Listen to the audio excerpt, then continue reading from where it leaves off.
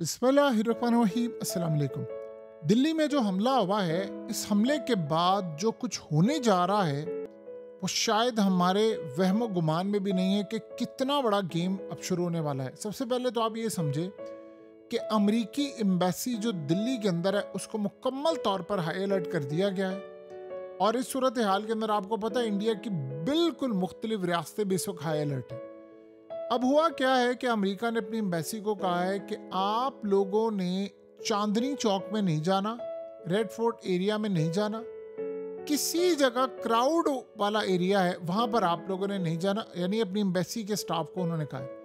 उन्होंने कहा जी मीडिया को कंटिन्यूसली वॉच करें, आपको अपडेट्स मिलती रहेंगी और अपने इर्द गिर्द सारे माहौल पर नजर रखें और ख़ास तौर पर जहां टूरिस्ट ज्यादा आ रहे वहां पर नजर रखें। और मुकम्मल तौर पर हाई अलर्ट कर दिया गया है।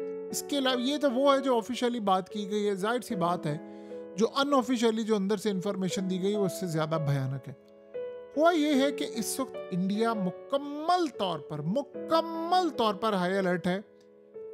इंडिया ने इसका इल्जाम डायरेक्टली पाकिस्तान पर लगाना है ऑफिशियली, और इतनी भयानक जंग छेड़नी है जिसका आप तसव्वुर भी नहीं कर सकते कि ऐसी जंग जो शायद हमारे न कानों ने सुनी हो, ना आंखों ने देखी हो, ना शायद हमने इमेजिन किया। उसकी रीजन क्या है? आप बीजेपी वालों का नैरेटिव देख लें। इस हमले के बाद डायरेक्टली उन्होंने पाकिस्तान को इल्जाम लगाना शुरू कर दिया। अब ये तो हो गई एक बात, लेकिन पिछले 24 घंटे में भारत के अंदर खबरें क्या आई हैं आप इसको जरा समझ लें।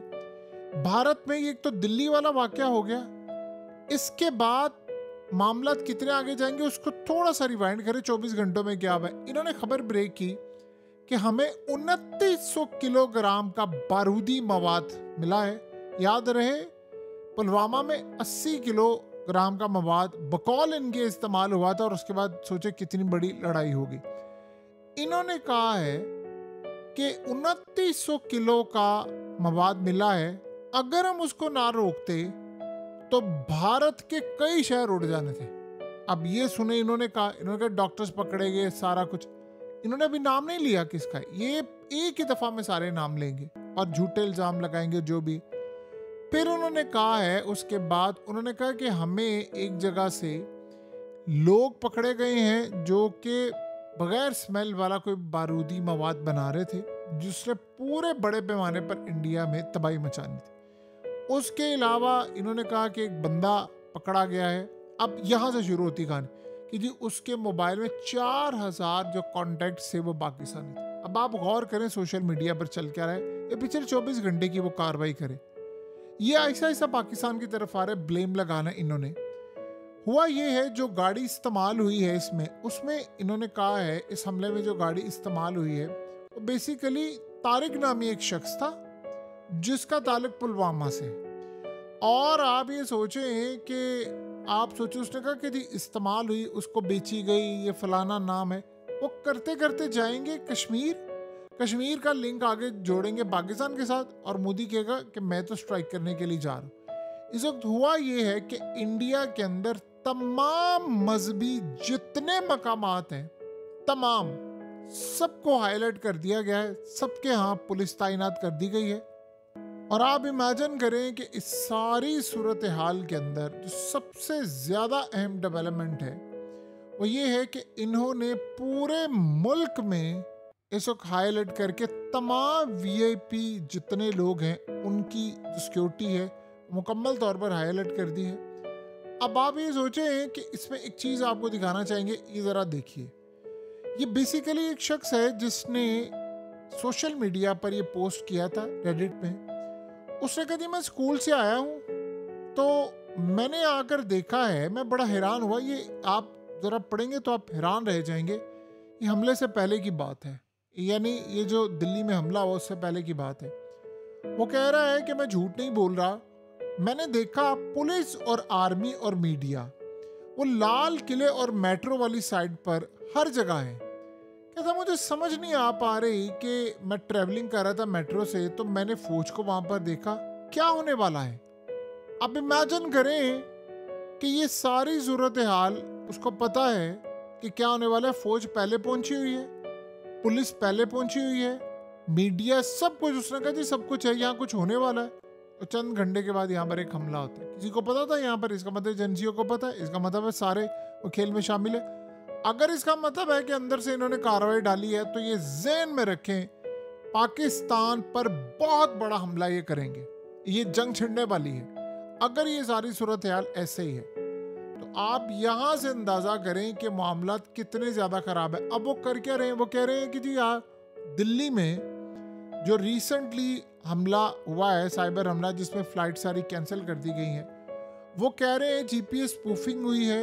यानी उसमें उन्होंने कहा कि दहशतगर्द थे, सारा कुछ था। उन्होंने कहा कि बहुत सारे लोग एक कॉन्फ्रेंस में जाने वाले थे, तो इंडिया की गवर्नमेंट अभी सोशल मीडिया पर ये सारा नैरेटिव खुद ही बना रहे हैं। वो कह रहे हैं कि जाने वाले थे, इनको पता चल गया, उन्होंने कुछ हमला खुद करवा कर फ्लाइट्स को डिले करवाया, ग्लिच का नाम देकर, क्योंकि कुछ होने वाला था। अब आप ज़रा अंदाज़ा करें कि इंडिया ने नेपाल वाली जो बॉर्डर साइड है, वहाँ पर पूरी तरह अपनी फ़ौज को हाई अलर्ट कर दिया है। तमाम के तमाम पुलिस स्टेशंस पूरे भारत में हाई अलर्ट हैं। तमाम की तमाम अहम जगहों पर सिक्योरिटी हाई अलर्ट हो चुकी हुई है। तमाम स्टेट्स हाई अलर्ट है, पूरी की पूरी। अमेरिका ने अपनी एम्बेसी को हाई अलर्ट किया हुआ है। तमाम बाकी ममालिक ने भी अपनी एम्बेसी को हाई अलर्ट करना शुरू कर दिया है। अब आप जब ये सारी सूरत हाल देखते हैं, आप देखते हैं केरला के अंदर वो भी हाई अलर्ट है, उत्तर प्रदेश वो हाई अलर्ट है, हरियाणा को हाई अलर्ट किया, बिहार को हाई अलर्ट कर दिया है, पंजाब को हाई अलर्ट कर दिया, दिल्ली तो पहले ही आपको पता है हाई अलर्ट है। जब आप इस सारी सूरत हाल को देखेंगे, तो आपको ये बात समझ आएगी कि कुछ बड़ा खतरनाक होने वाला है, जिसका तस्वुर भी नहीं किया जा सकता। अब ये सारे के सारे मामले को अगर आप गौर करें और आप देखें, आप इनके डॉट्स कनेक्ट करें, तो आपको ये जानना कोई मुश्किल नहीं होगा कि सारी की सारी जो प्लानिंग, अब ये सारा माहौल जो क्रिएट हो रहा है, वो पूरे का पूरा एक बड़ी वॉर के लिए हो रहा है। और ये अब जंग हमारे सर पर आन खड़ी है, ये ज़्यादा अब दूर नहीं है। ये ज़हन में रखिए। लोग शायद, जाहिर सी बात है, जब तक कोई वाक़या नहीं होता उसको लेते नहीं, लेकिन जो सारे साइंस नज़र आ रहे थे, वो आप सोचे कौन ट्रेनिंग कर रहा है, कौन ये सारे काम कर रहा है, बॉर्डर पर फौज कौन लेकर आया हुआ है, किसके जहाज उड़ रहे हैं, कौन ये काम करे। उनको एक वाक़या चाहिए था, वो करवा लिया उन्होंने। और उसके बाद आप देखें कि सूरत हाल अब कहाँ से कहाँ जाने वाली है। अब उसके बाद अगला मरहला क्या है? अब आप गौर करें, इंटरनेशनल सतह से फ़ोन आना शुरू हो गया मोदी को। हम मजम्मत करते हैं इस हमले की। अभी उन्होंने ऑफिशियली कोई नाम नहीं लिया, ये ज़हन में रखिएगा। उनके मीडिया ने और उनके सोशल मीडिया ने जिन्होंने नैरेटिव बनाना है, वो एक कैंपेन चला रही है, और जाहिर सी बात है गवर्नमेंट की जानिब से होती है। अभी उन्होंने कोई बात नहीं की। अब ये आप देखेंगे आहिस्ता आहिस्ता आहिस्ता मोदी ने अपनी तमाम मीटिंग्स कैंसिल कर दी हैं। आप ये ज़हन में रखिएगा, जैसे ही आपको पता चले कि मोदी ने air chief, army chief, naval chief, Rajnath Singh, Jaishankar, ये वो, इन सबको बुला लिया है, मीटिंग जारी है, आप ये समझ लें किसी भी वक्त हमला होने वाला है। ये बस आप समझ लें, इन्होंने किसी वक्त कार्रवाई कर दी। बिहार के इलेक्शन है, पहला जो फेज़ है वो कंप्लीट है। अब ये इलेक्शन के रिजल्ट के ऊपर बहुत सारी चीज़ें आएंगी। और आप ये सोचें कि इस दफ़ा मामला ये है कि इंडिया के अंदर मोदी को कोसा जा रहा है। अब आप सोचेंगे कोसा क्यों जा रहा है? जब मैचेस हुए थे, लोग देखने नहीं गए थे इंडियंस, ये पहली दफ़ा होता स्टेडियम खाली। वो कोस इसलिए रहे हैं, वो कह रहे हैं कि तुमने ये जंग बंद क्यों की थी, तुमने ट्रम्प के कहने पर जंग क्यों बंद की। अब आप एक मिनट के लिए पीछे जाएं, आपको पता है कि इस वक्त हो क्या रहा है? ट्रम्प को ब्रीफ किया जा रहा है इस वक्त वाइट हाउस के अंदर कि हमला हुआ है, इसके मुहर्रकात ये हैं। जाहिर सी बात है, जो रिपोर्ट CIA ने देनी है वो डायरेक्टली उसको मिल रही है, और वो इनिशियल रिपोर्ट होती है, उसमें वो अपनी असेसमेंट, अपने खदशात वो बताएंगे क्या मामला है। अब आपको ये बात समझ आई है क्यों ट्रम्प ने कॉल की थी मोदी को और कहा कि तुमने पाकिस्तान पर अटैक नहीं करना। इस सारे पॉइंट्स को, सारी चीज़ों को आप डॉट्स को कनेक्ट करते जाएं, आपको सारी सूरत हाल का पता चल जाएगा, ये लड़ाई कहाँ पर जाने वाली है, ये मामलात क्या हो रहे हैं। यहाँ जो सबसे ज़्यादा ये बात नहीं है कि पाकिस्तान जवाब नहीं देगा या फलाना नहीं देगा, हमने सब कुछ करना है। सवाल सिर्फ इतना है, जो असल बात है कि क्या ये खित्ता तैयार है इतनी बड़ी जंग के लिए, वो भी 2 न्यूक्लियर ताकतों का एक चीज़। नंबर 2, क्या इस सारी सूरत हाल में हम लोग तैयार बैठे हुए हैं कि इस जंग को किसी ने रोकना है कि नहीं? इंडिया के बकौल अब ये जंग नहीं रुकेगी।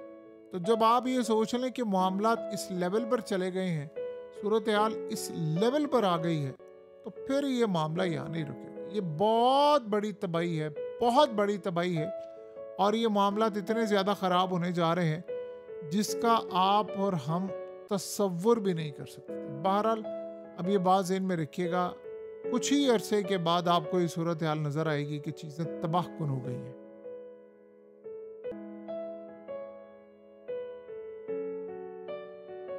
हकीकत टीवी को सब्सक्राइब करना मत भूलें, वीडियो को लाइक करें, शेयर करें और कमेंट सेक्शन में अपनी राय का इजहार ज़रूर करें।